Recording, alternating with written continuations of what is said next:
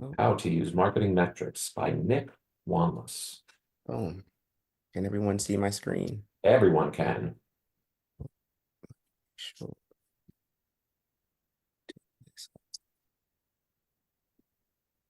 All right. So good morning. Good day for those that are in the East Coast. My name is Nick Wanliss for those that don't know me. I've been in the med device industry for 10 years, currently the head of account marketing for Noah Medical. Born in Coral Gables, Florida. So Coral Gables is home of University of Miami. For those that don't know, it's also where I graduated from college. So, life kind of came full circle. Second generation medical device, our medical device baby. My father's been in med device sales for 35 years, primarily in the CRM cardiovascular space. So was with Medtronic in the 90s, that the heyday of pacing. And I started my professional career in the sporting industry. So didn't start in med device, but transitioned, due to intense conversations with my father and LeBron. I worked with Miami Heat. LeBron decided to take his talents back to Cleveland, and Miami showed me the door. So I was trying to figure out what that next step in life would be, and wanted to leverage my communication skills, and decided to leverage them in med device. So I know Joe is big on videos, so I decided to integrate a video to kind of set the tone of what this presentation will be. So let me see if this will work. Play.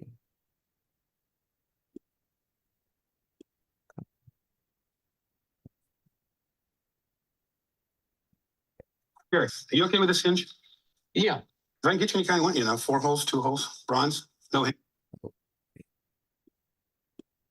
Here, are you okay with this hinge? Yeah. If I can get you any kind of one, 4 holes, 2 holes, bronze, no hinge at all. Why don't we just go with the one in your hand? Well, these are different. Drop one. Left. Yeah. Hey, Hi. Jerry, I'm sorry I'm late. George and I, we've been up all night long. I can make up the time to you any number of ways. How about this? Finish this thing up today. Couple questions for you. No more questions. Just figure it out for yourself and get it done. All right, Jerry. But I can figure it out myself any way you want. Just do it.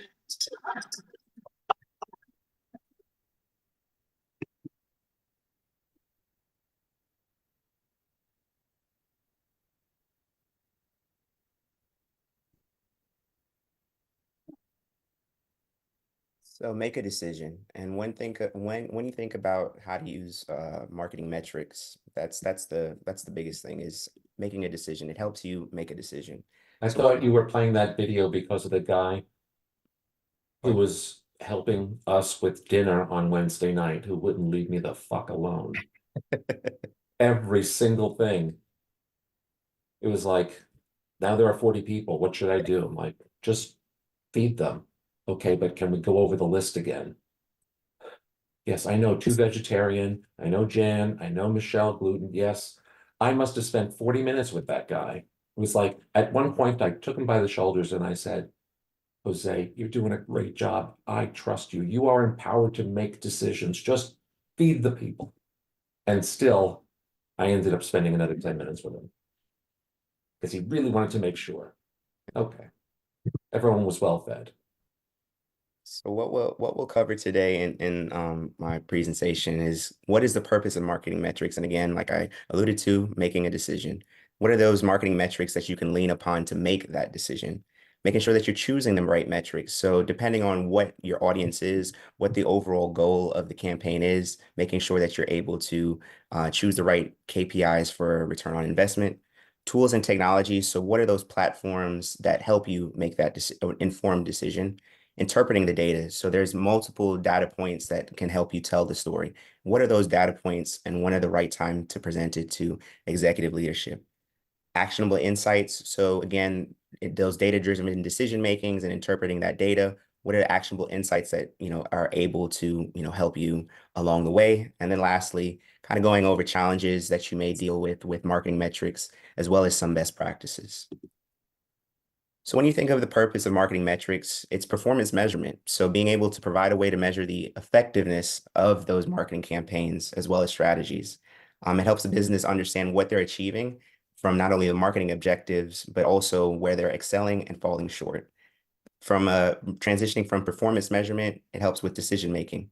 So as I previously shown in the first video, making that decision. So metrics offer not only a qualitative but quantitative insight in order to help analyze those metrics, and then again helping them make the marketers make informed decisions. There's this acronym that is very popular amongst executive leadership, and that's ROI. So return on investment. So understanding how, what are the key purposes of those metrics, and how, if I am in leadership and I am entrusting the marketing team with X amount of dollars, what am I getting back? So again, it helps to make them it helps executive leadership make informed decisions on whether or not the campaigns are effective and whether or not they're making the appropriate investment. Customer insight, that's really what the bread and butter of digital marketing is being able to understand your customer. Are you giving them the right content at the right point in time, being able to understand customer behavior, give deep insights, targeted messaging to a targeted audience at the right time. Strategic planning, because again, looking at those customer insights, being able to provide those integral strategic planning, being able to set realistic expectations, not only for the executive leadership team, but also, those individuals that you may be working with cross-functionally. So being able to strategically use and align with the broader business objectives. Optimization, so, with it being digital, you can make turn on the dime changes. So what may have been working, Q1, moving into Q2, making those tweaks and changes to optimize accordingly. And then lastly, benchmarking. So it allows you to kind of set your performance against not only yourself, but as well as competitors and industry standards.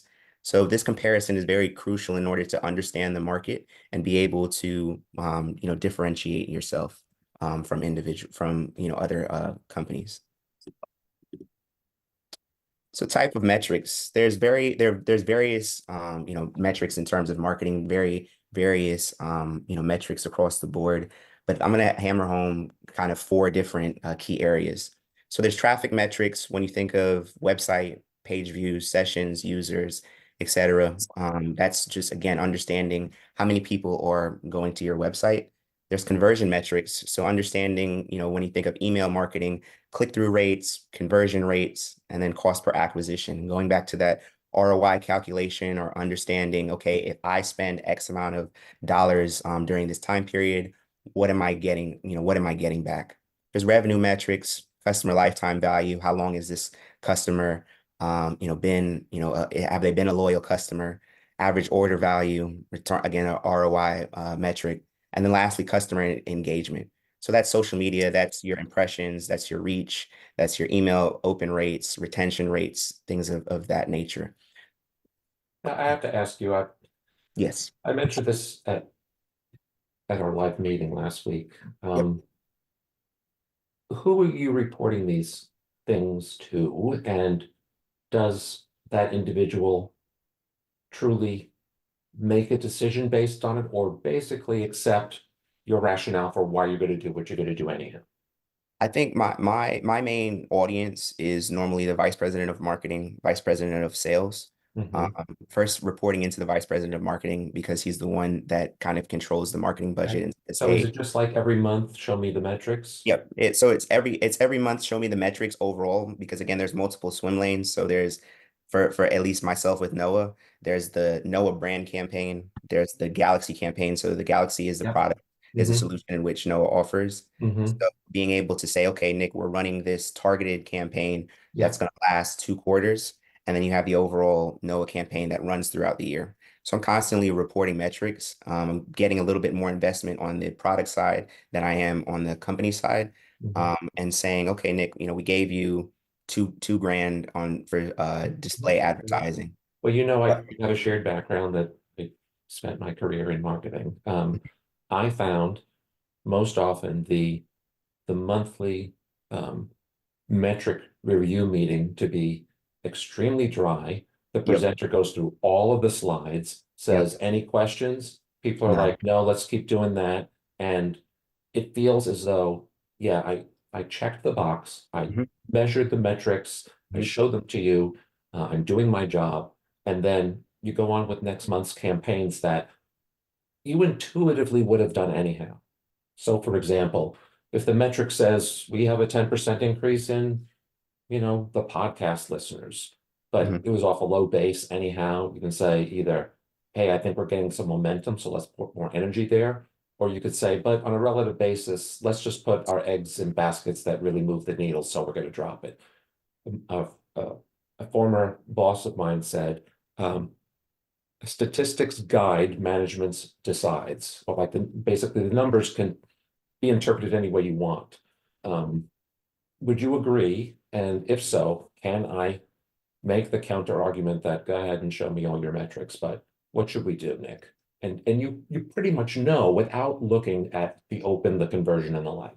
Yeah, I think, ultimately, what makes a difference is having leaders that understand a little bit of digital marketing that aren't like, oh my gosh, Nick, this social post got 50 likes. That means that, we're doing something. Fine. We You assume know, that you're talking with smarter grown-ups. Go on. yeah.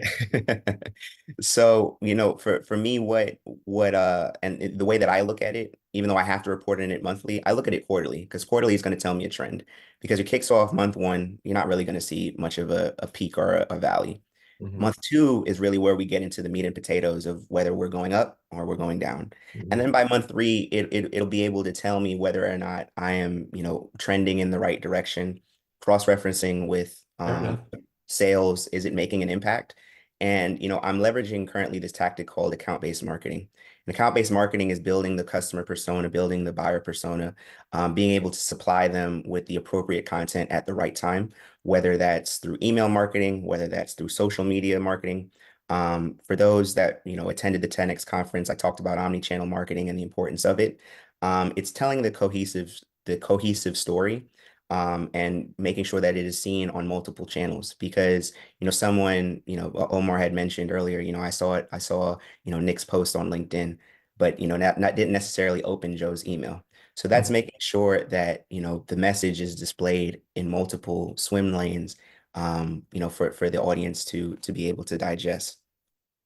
Before I get to Robert's question, Michelle, my comment about every month we go through the numbers and then we pretty much do what we're going to do. Do you have a comment on that? Do you feel the same way? Me Yeah. or another Michelle? Okay. You.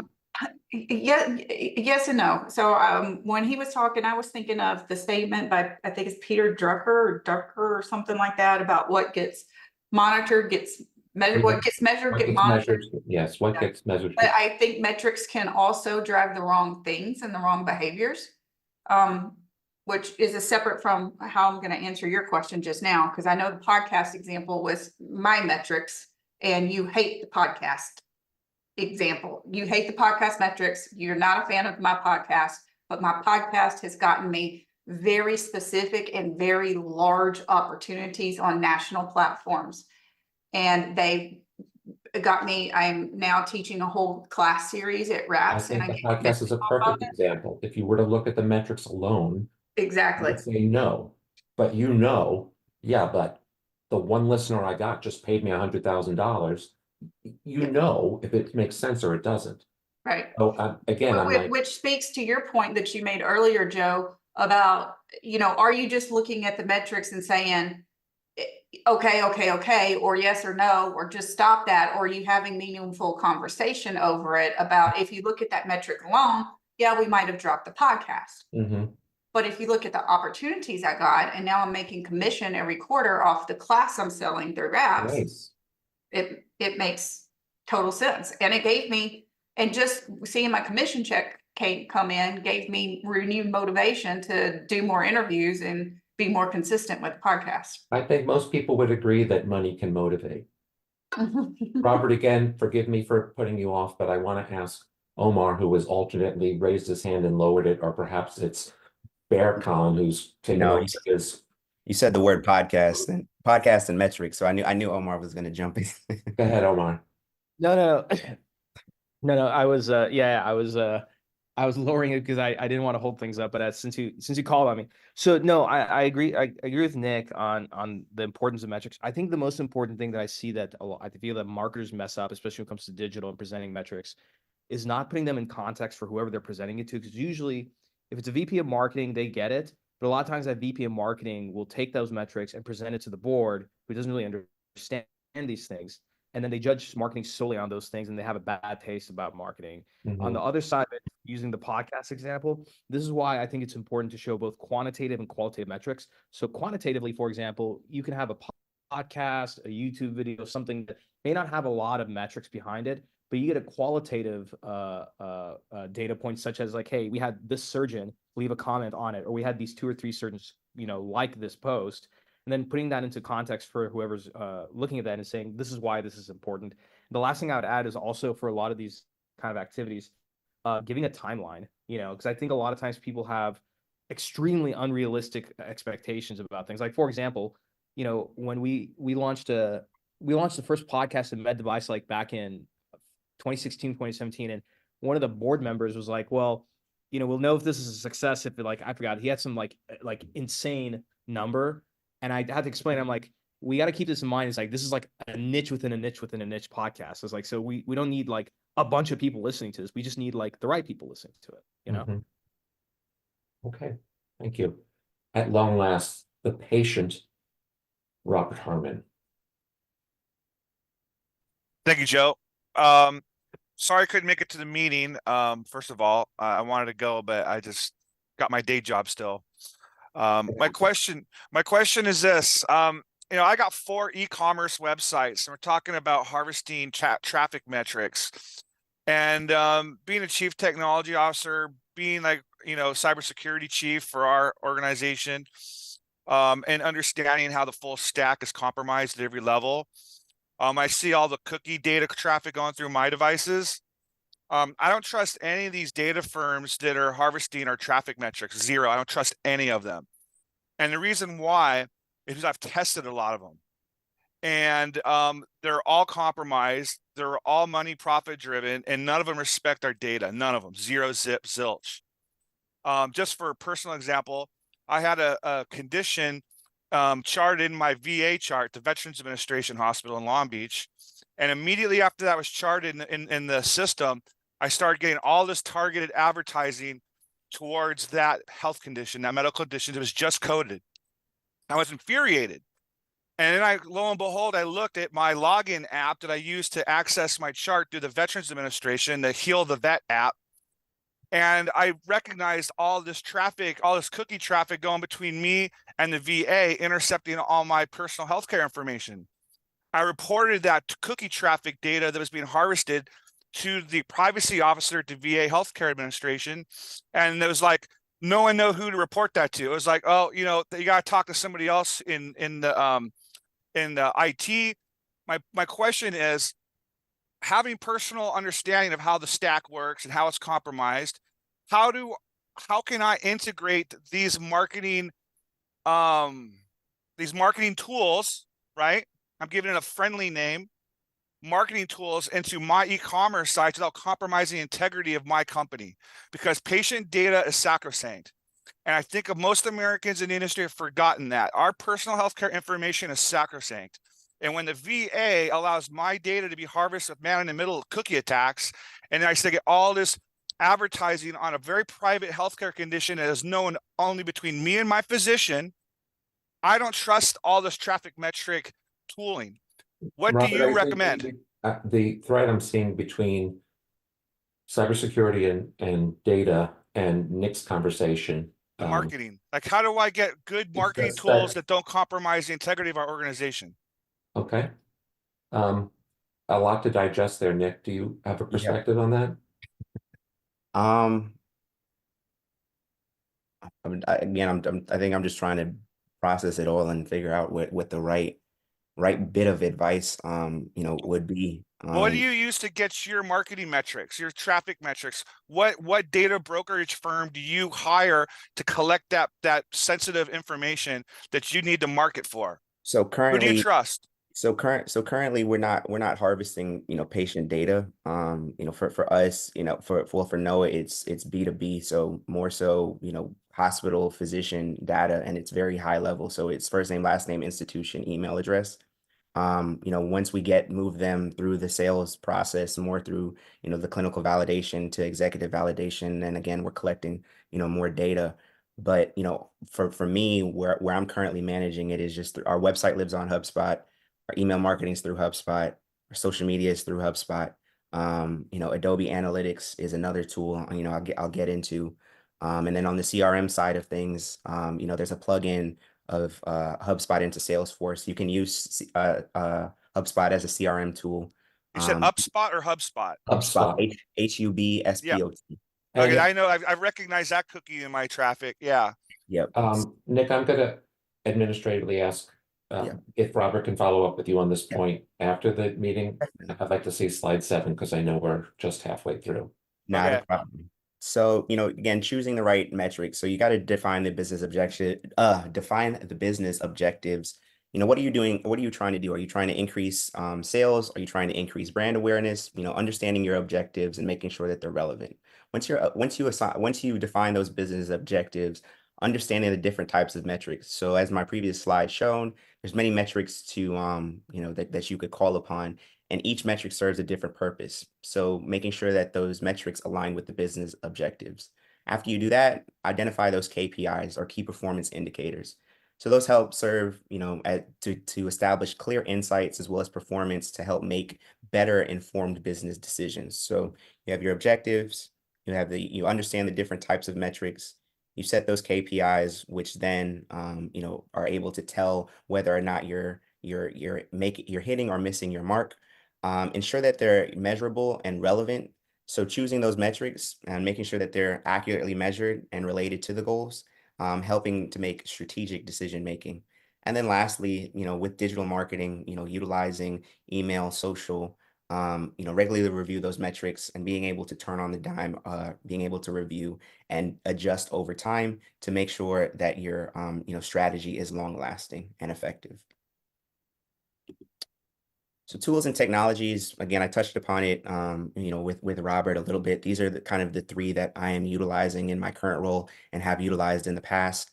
Adobe Analytics on the website side of things. Again, it could be HubSpot can leverage it as well. Again, just depending on how you build your MarTech stack or marketing technology stack. But as long as you have something measuring website, something measuring social email, and then lastly, a CRM tool or a customer relationship management tool. So again, it varies based upon business needs. Who is your owner or manager of these platforms? Again, there's a plethora. I could have filled up this slide with, companies. Thousands of them. Yep. So interpreting data, going back to Robert's point, you want to segment and clean that data. A lot of data is going in, making sure that that's very accurate and relevant and meaningful categories that help, facilitate detailed analysis. So again, you're trying to analyze multiple data points and figure out, okay, is it working? Is it not? Analyzing those trends and patterns. So utilizing the various tools and technologies to be able to do a little comparative analysis, to be able to show whether or not it's effective, not only through the various channels, but also campaign performance. So as I said, I like to measure campaigns on a quarter by quarter basis, not so much month by month, because you're not going to be able to accurately show trends. So be able to draw insights after you're looking at those trends and patterns, be able to extract actionable insights, be able to contextualize it and see whether external factors are playing a part. Did the competition launch a new product? Did the competition give a combative campaign or combative messaging? And be able to hypothesize and explain those, trends and anomalies or, things that you weren't able to foresee. So that's why, being able to make those adjustments over time, is important. Implement and monitor those changes. So again, recommend strategic action items based on, insights, predict those potential outcomes or, what may occur, moving forward. And again, that's why I will continuously hammer home the point month by month analysis, while, many folks are eager to see what, I started a campaign or I started, utilizing, one channel a lot more. How was the month of April or how was the month of May? Let's look at Q1 and take Q1 and compare it to Q2 compare it to Q3, and even looking back at the year prior performance to say, okay, in May of 2023, this is, these were the numbers. And Nick, now, do you have anything in your deck that shows us a spreadsheet? So no, I didn't bring any actual concrete data, just because I didn't have the time to make sure that it was cleared with with Noah before I presented it. We talked about like having this be a bit of a case study because we were superficial at 10x and we wanted to dive in a little bit. So even if you don't have the slides to support it, and you want to kind of So look at I can give a little a scenario. So this was the launch of the Galaxy system. So bringing, you know, the third endoluminal robotic system to the market. Our competitors are Intuitive and Johnson and Johnson. Intuitive being $1 billion company, J&J was well being $1 billion company. Ethicon, they have the Monarch system. Ethicon has the Monarch system. Intuitive has the Ion system as well. So not only being able to you know, show the clinical data behind it, but also the financial value. So what metrics were we tracking from a brand awareness standpoint? So website traffic, you know, we had the 510K clearance in March of last year. A lot of website traffic happened. You know, we had a press release. We started with the visionary campaign, or the We Listened, We Delivered, you know, campaign. That led to, you know, high amount of interest, high amount of website traffic. Looking at lead conversion rate. So yeah, we're getting a high amount of website traffic, but is it truly translating to physicians that are willing to give us information to learn more, so that I could create you know, email marketing list and segment it accordingly? Are you a Monarch user? Are you an Ion user? I wouldn't talk to a Monarch user the same way that I'm talking to an Ion user, just again based off of the clinical data. Cost per Omar, I'd like to ask you a question. Now, years ago, I don't even know when it was, maybe it was 2017, I went to Content Marketing World, and there was a presenter, I forget who now, that was talking about the death of gated content. And he was saying that, you know, nobody wants to fill in a form, and, you know, it's all about you and not them. And if they want you, they'll reach out to you, and saying, you know, I'll give you the PDF or the satisfaction of watching the video as soon as you give me your email address to get them in the funnel. I understand the argument for it, and I was all about that. I used to teach it in my workshops, and I've kind of bought into what he was saying now, that if you do a good job on your site and you provide the information that someone who's interested in your product would want and ask, that person will choose to speak to you, because 80% of people don't want a salesperson to call until they're ready to talk to a salesperson. So the bombardment of emails, you know, because I filled in that form once, personally, I have so many email aliases, you wouldn't believe it, to just ferret out things I don't want to see. Do you have a thought on gated content, on having landing pages specifically for capturing information before you reward the curious? You were asking me that, right? I am. Okay, yeah, I just want to make sure, because I heard it. I thought I heard Omar, but I thought it could have been, you know, a Mark or something. And if you're not available right now, get Bear. Oh no, I'm available. No, I'm totally available. I kicked the whole family out of this living room. Look, I got this entire living room to myself. I would like Bear Khan's perspective on this as well, if he's available. So no, I'm a big fan of not gating content. I think there's some places where it's okay to gate content, but my biggest thing is that when you think about the purpose of content, is it's to be consumed and to change a behavior, right? And you know, I think I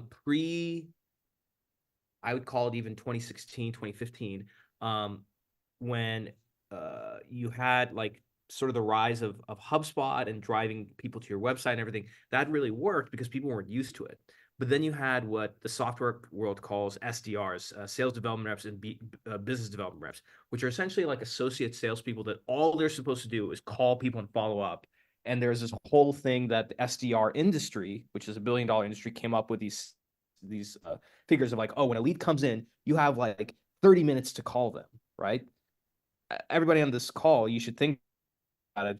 When was the last time you filled a form out, like, because you were wanting some information and you wanted somebody to call you within that 30 minutes? Like, it never happens, right? So to go back And to the I have point, received calls immediately after filling in a form, and I'm not pleased. yeah, That's an yes, anecdote. that's same here. Kind of one. I get very annoyed by it. Yeah. Mhm. It's like very needy. So my biggest thing is ungate the content. Like, I think the worst thing I see in medical devices is like a product brochure. Like, that shouldn't be gated. If you have Mhm. something that's like a report, for example, like if you come up with No, I get it. Something yeah, of value that's industry-wide perspective, et cetera, yeah, yes. or something that's got, yeah, exactly. But for I'm the not most gonna part, let you read about the product features and benefits until you tell me who you are is ridiculous. exactly. But if you use a like a way around this is that if you use something like HubSpot, right? You can do, let's say, a live webinar or something where people have to register for it. Now they're going to be in your CRM, and then if they go and visit any page on your website and consume the content, like, you're going to see that in their customer journey, and then you can have it where if they visit a certain page, salesperson gets an automatic email, and then the salesperson's like, okay, they visited this page. Let me wait 1 or 2 days. I'm just going to follow up with them because they're, it's top of mind. That's the right way to do it, in my opinion. I have traditionally steered clients who tend to be smaller and sometimes much smaller away from Yeah, HubSpot as being just too expensive for their needs, and they don't have the scale to justify such a thing. I agree with you. I agree, and I think Joe, the biggest thing, and I know Nick and I have talked about this for different companies, is that you have to think about the size of company, not just budget wise, but the people that you have to manage these things. Like, which is why I think even though one of my sponsors is a Salesforce sponsor, the dumbest thing I see startups do when they're like a team of, I don't know, 2 or 3 reps is like, oh, we're gonna buy Salesforce. Like, for what? Mhm. So that's my little rant for today. Appreciated. By the way, just quickly, how do you know one another? From I the was yeah, oh, you go ahead, Omar. I was it was at Fierce MedTech, or one of these conferences I was speaking at, and like most of the speakers kind of suck because they literally use the same presentations like constantly for years, and they don't Mhm. change it. And Nick had a fantastic presentation. I'm like, that's like my people. So we've been friends since then, and we kind of reconnected just in the last like 6 months. Now you bonded over PowerPoint. That's beautiful. Bonded over power. That's exactly right. I I'm think feeling a little weepy. Yeah, I think also too because there are very few digital marketing or just digital advocates in the med device space or just trying to push the limits. And I think, Omar's done a great job and, has been somewhat of a mentor of mine because he's been a trailblazer in many, swim lanes of the digital space, whether it's, him having his podcast or, him, serving as, a consultative for many companies. So definitely hats off to him. But oh, Yeah. back to this slide. So cost per lead, again, can be measured through integration, as Omar touched on in HubSpot, as well as Salesforce, engagement rate on social media. So looking at, or going beyond the impression, going beyond the like and comment, looking at the reach. So seeing your overall audience per platform and how many people are viewing and interacting with that content, because overall you want them to click on the link, go to the website. From the website, what pages are they visiting, and then based off of that, being able to make a informed decision or saying that we may have a marketing qualified lead that needs to get into the sales rep's hand. Search engine optimization effectiveness kind of goes hand in hand again with kind of engagement rate. So making sure that the appropriate words or buzzwords are integrated into your web page. Email marketing performance, going beyond the kind of open rate and bounce rate. One of the things I like about HubSpot is you're able to see where in the email they're looking most. Did they just skim through it? Did they open and read it? At what point in the email did they stop? And or did they engage with the email, completely? And that helps me make kind of more informed decisions on crafting the email. And if I'm just not getting an open rate at all, maybe I need to do a better job at adjusting that subject line. And then, the kind of cream of the crop, or, what sales leadership or sales, the directors, those vice presidents want to know is customer acquisition cost. How much does it take from when marketing spends that first dollar to all the way to when a product is sold? So the rationale behind kind of this scenario or, this product launch was in order to, I was trying to assess the reach as well as the efficiency.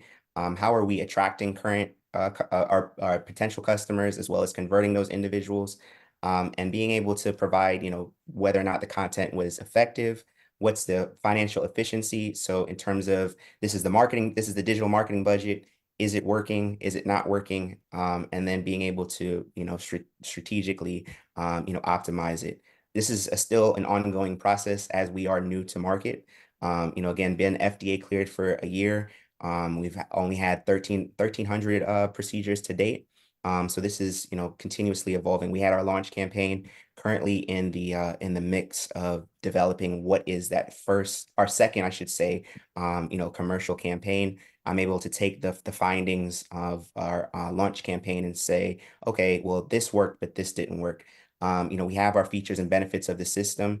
One of those being a single use scope compared to our competitors that use scope reprocessing. So being able to hammer home kind of those two key bullet points of lowering the reprocessing cost as well as the risk of cross-contamination. So being able to leverage those physician advocates that, are kind of against scope reprocessing, leveraging that content and bringing awareness to it.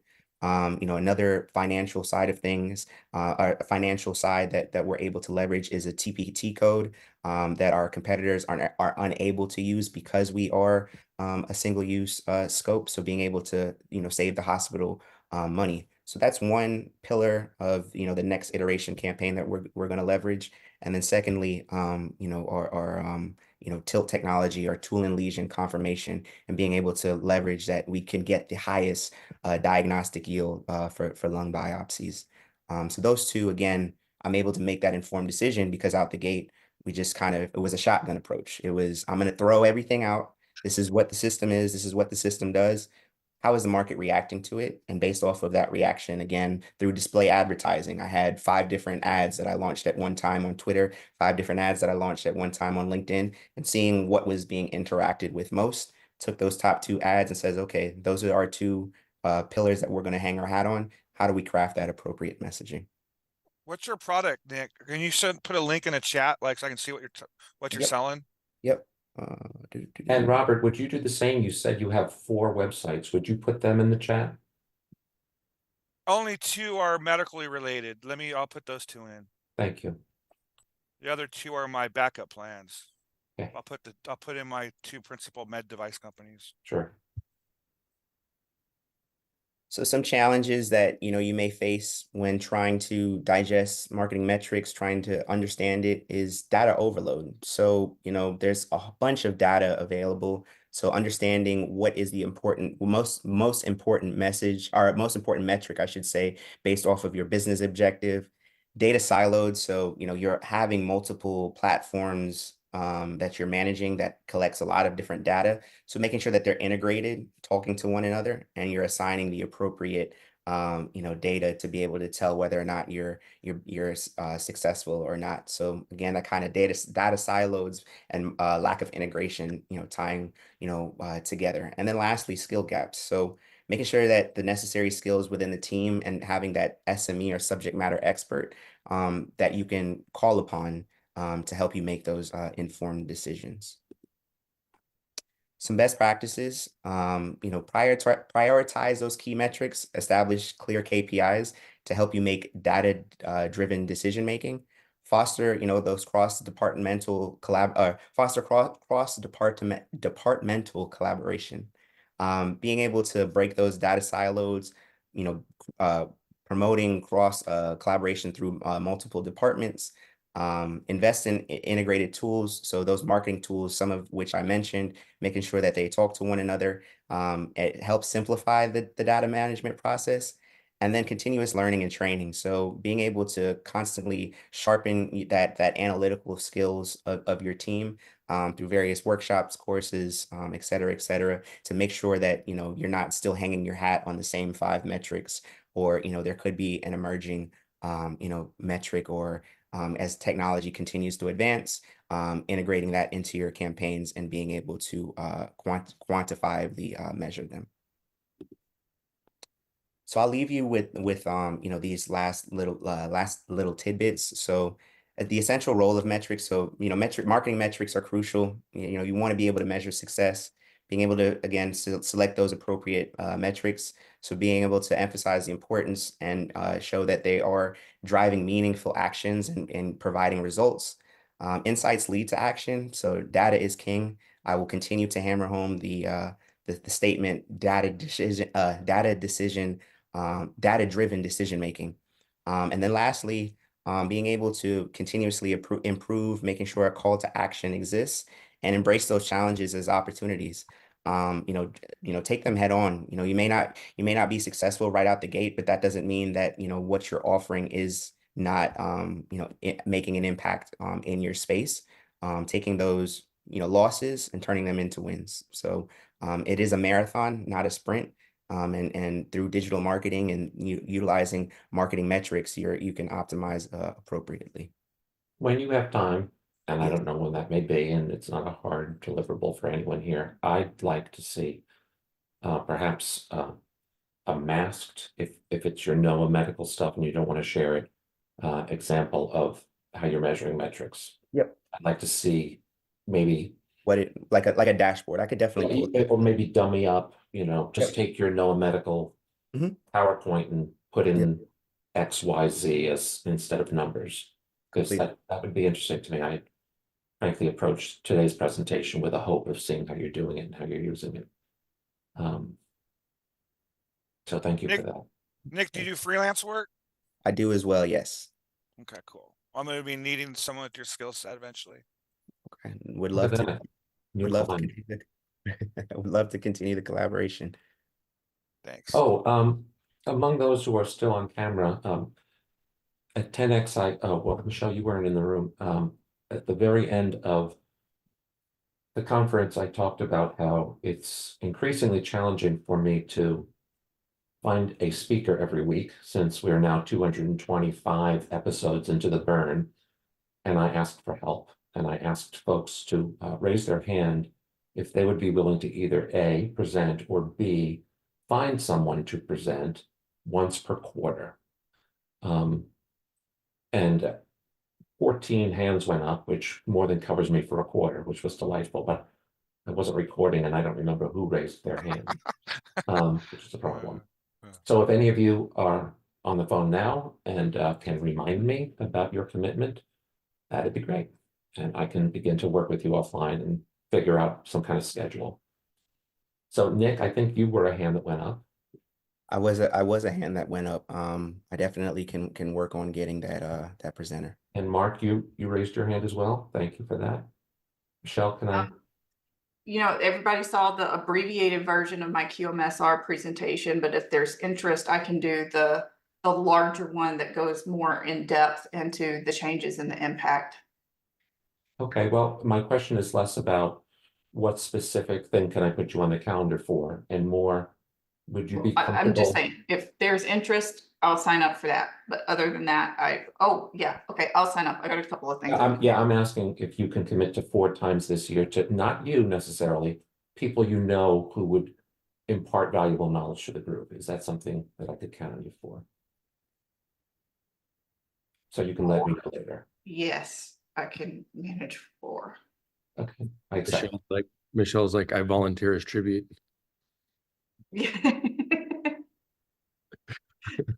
Oh, Nellie Bushman raised her hand. Are you still driving home from California? I don't know. I tried to promote you to panelist before, but I'll take Nellie as a yes as well. That's why she raised her hand. So Nellie. Did Omar already volunteer? Well, he didn't know about it and he was off talking to Bearcon while I was asking. Not even sure. Did you hear what I was saying? Yes, I know I'm not driving. So you probably asked me to be a panelist when I was chasing my cat from underneath the bathroom sink. Apparently cats are a big theme today because Patricia's driving hers to get vaccinated. I don't know what's going on. Very feline. Omar, let's see, maybe you answered in the chat. Nope. I asked No. you, What's when the are question? you coming home? May 30th. Must be not. You have family out there? Yes. Are you at their home or at a hotel? Oh, I'm in their home, Is literally. it mom and dad? No, it's my mother-in-law. Oh, okay. Yeah. So you stayed within, so your kids are purebreds, huh? No, my son's like, no, because he's like 75%. I'm half Iraqi. Yeah. So So, he's, okay, yeah. so the Iraqi part is the anomaly. Otherwise, he's Yeah. pure Turkish. Yes. Yeah. So my boys are 50% Syrian and 50% Russian. Oh, okay. So, well, there we are. If anyone has any other genetic news, or I will say, for Joe Hage and Joe Hage Associates, this has been Joe Hage with Nick Wanliss. Thank you for joining us today, and we'll see you next week. Bye, everyone. Thanks, Joe. Thanks, Thanks, Joe. everyone. Thanks, Thanks, everyone. Nick. Thanks, everybody. Thank you.